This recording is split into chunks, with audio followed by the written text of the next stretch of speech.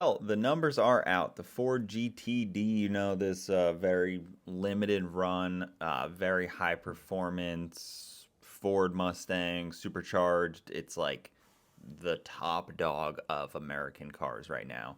The Nürburgring numbers are just out. Yes, they did it slightly damp, so it should go a little bit faster. But here's how it stacks up with the fastest 10 production cars ever made. The number one, Mercedes one. I mean, you can kind of throw that out as like a production car, in my opinion. It's like the hypercar of hypercars. You'll probably never see one in your whole life, and kind of meh. But of course, it's still impressive. Then you got a bunch of Porsches. The AMG GT Black Series is actually really impressive to see on there. I did not know that thing still held such a high in such high standard, I guess. But here's the Ford Mustang GTD, 6:57.68, 6 minutes 57 seconds. There you go. Pretty good, honestly. But I'm not really a big Nürburgring guy. I don't like keep up on all that stuff. It is an interesting benchmark, but it's really not the end all be all. It's not how you're going to use the car day to day. I actually have like 2 or 3 friends that have a GTD coming, so I'll probably do some videos with them very shortly. They're all in the area, which is kind of cool. So interesting.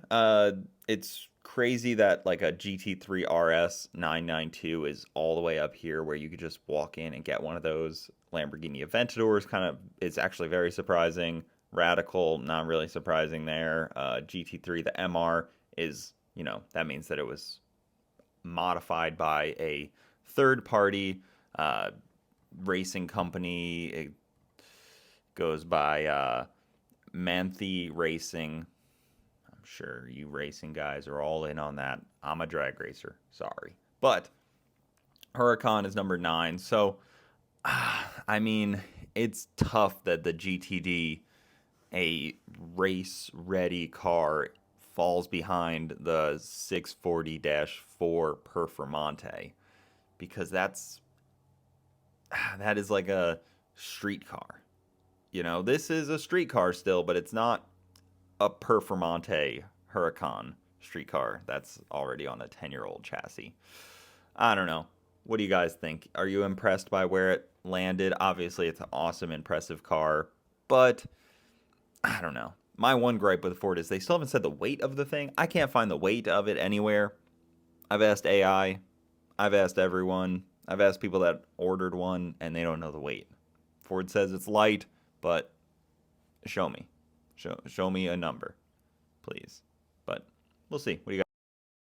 Yes, Ford did not make it. For those that don't know, Multimatic, a really badass company that built the second gen Ford GT. They designed and built this whole car. Basically, it left the Flat Rock assembly plant before being transported to Multimatic, where it is handcrafted and equipped with state-of-the-art race-inspired technology. So Multimatic basically designed and built almost everything on this car besides like the chassis, but they've been involved in every step of the way. They're involved in OEMs across the board, even like stupid things like the Ford and Chevy, the step that pulls out of the bed on like an F-250. They did that. Things like that you wouldn't even think about. If you go poke around the Multimatic website, it's pretty cool. But they also designed the Mercedes AMG 1. Whether they designed the whole thing or, whatever they did, they assembled it at least. So, see, assembly takes place at Multimatic Niche Vehicles Europe in Coventry, UK. So, they are number 9, number 10, and number 1 on the list of Nürburgring production car records.